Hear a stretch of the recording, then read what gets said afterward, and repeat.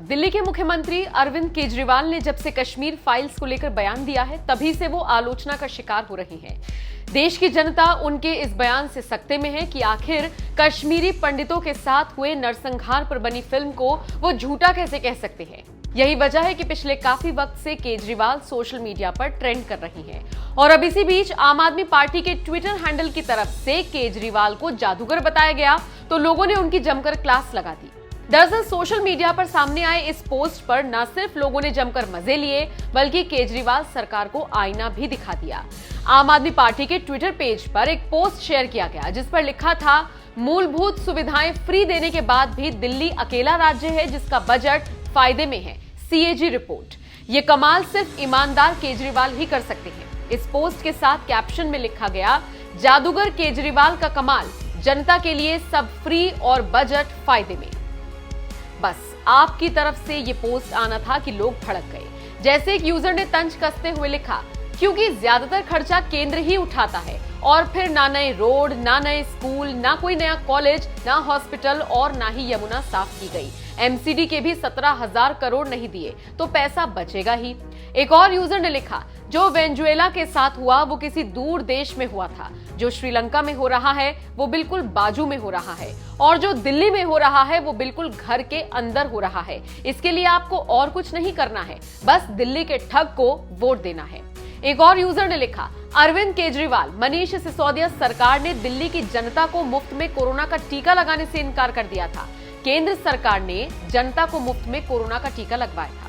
एक और यूजर ने लिखा, फ्री की गंदी हवा, फ्री का गंदा पानी, डीटीसी घाटे में 7 साल में ना एक नया स्कूल, ना कॉलेज और ऊपर से एमसीडी के 13,000 करोड़ डकार कर सरजी को फायदा ही होगा, नुकसान कहां।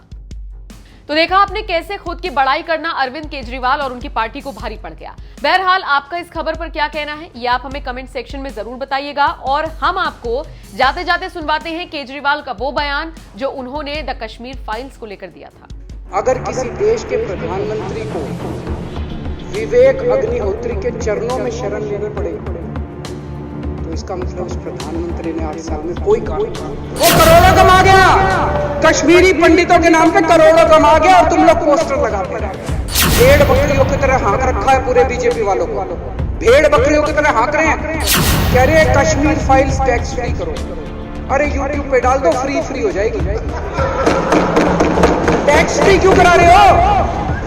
तुरंत विवेक अग्निहोत्री का ट्वीट आया खट्टर साहब के, खट्टर साहब देखो ये फ्री में कर रहा है, इसको बोलो टिकट लेके करेगा। भाई साहब, कश्मीरी पंडितों के नाम पे कुछ लोग करोड़ों रुपए कमा रहे हैं और तुम लोगों को पोस्टर लगाने का काम दे दिया। आंखें खोलो। कल मैंने देखा, आपको भी बुरा लगा, मैं आपके कमरे में जब चाय पीने आया, आपने मेरे साथ अपना दुख शेयर किया कि जब एलजी साहब ने भाषण शुरू किया, ये सारे खड़े हो गए नारे लगाने। क्या कश्मीर फाइल्स टैक्स फ्री करो, और पीछे से 2 जने कह रहे थे दारू की दुकानें बंद करो। अब इनको भी नहीं पता आज नारे किस चीज के लगाने। ऊपर से आया तो था तो 2 जने कह रहे थे दारू की दुकान बंद करो, आगे वाले कह रहे थे कश्मीर फाइल्स टैक्स फ्री करो, फिर दूसरे वाले ने कहा बे आज कश्मीर वाला नारा लगाना है। तो जैसे रैलियां होती हैं उसमें कुछ टीवी वाले माइक लगा देते हैं कि हाँ जी किस लिए आए हो, तो वो यूं देखता है किस लिए।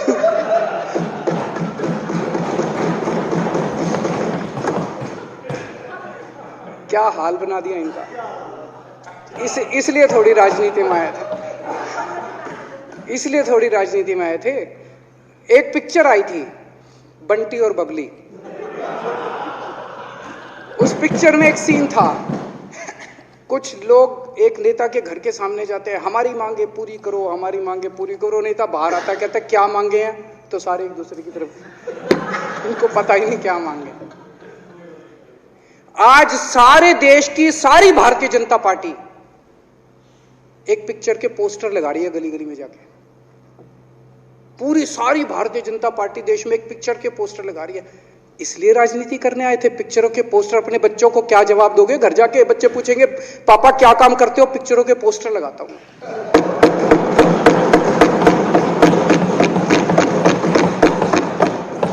8 साल केंद्र सरकार चलाने के बाद अगर किसी देश के प्रधानमंत्री को विवेक अग्निहोत्री के चरणों में शरण लेनी पड़े तो इसका मतलब उस प्रधानमंत्री ने 8 साल में कोई काम नहीं किया, 8 साल खराब कर दिए। बताओ, विवेक अग्निहोत्री के चरणों में उनको शरण लेनी पड़ रही है, बचा लो बचा लो बचा लो।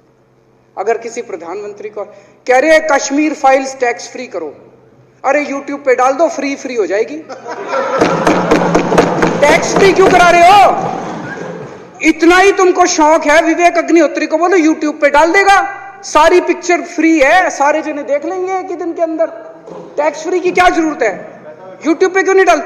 कल एक मैंने अखबार में पढ़ा, हरियाणा के अंदर एक भारतीय जनता पार्टी का ही एक एमएलए था, उसने कहा आज मैं पार्क के अंदर इसकी फ्री स्क्रीनिंग करूंगा। तुरंत विवेक अग्निहोत्री का ट्वीट आया खट्टर साहब के, खट्टर साहब देखो ये फ्री में कर रहा है, इसको बोलो टिकट लेके करेगा। भाई साहब, कश्मीरी पंडितों के नाम पे कुछ लोग करोड़ों रुपए कमा रहे हैं और तुम लोगों को पोस्टर लगाने का काम दे दिया। आंखें खोलो, क्या कर रहे हो तुम लोग? वो करोड़ों कमा गया, कश्मीरी पंडितों के नाम पे करोड़ों कमा गया और तुम लोग पोस्टर लगाते रह गए। क्या हाल बना दिया तुम लोगों का यार, आंखें खोलो तुम लोग।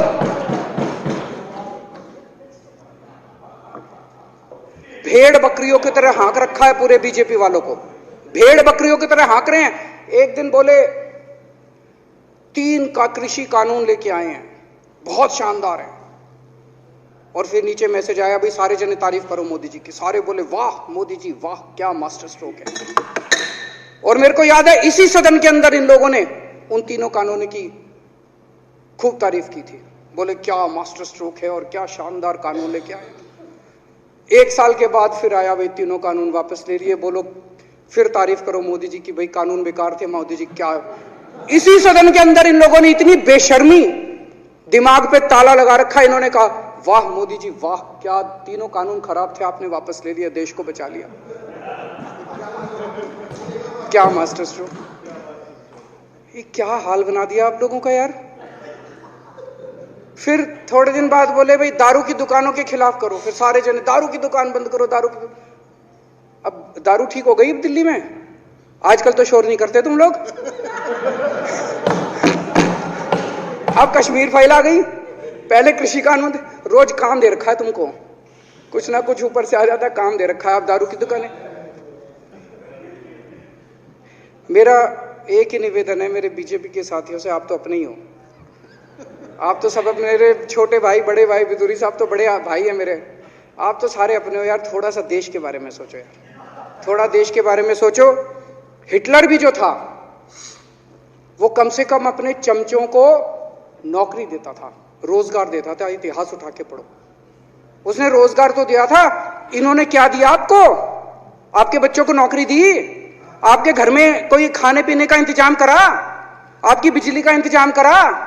केजरीवाल काम आता है आपके भी घर की बिजली फ्री कर रखी है। दिल्ली के 12 लाख बच्चों को नौकरी दी है मैंने, स्कूल ठीक कर दिए, अस्पताल ठीक कर दिए। आपके घर में कोई बीमार हो, केजरीवाल दवाई पहुंचाता है, मोदी दवाई नहीं पहुंचाता। केजरीवाल काम आया। मैं बीजेपी के सारे कार्यकर्ताओं से कहना चाहता हूं, थोड़ा सा दिमाग खोलो। बीजेपी के सारे सपोर्टर्स को कहना चाहता हूं, थोड़ा सा दिमाग खोलो, ये भेड़ चाल बंद करो। भेड़ बकरियों की तरह हाँक रहे हैं ये आपको, ये सब बंद करो, दिमाग खोल के सारे जने बीजेपी छोड़ के आम आदमी पार्टी में आ जाओ।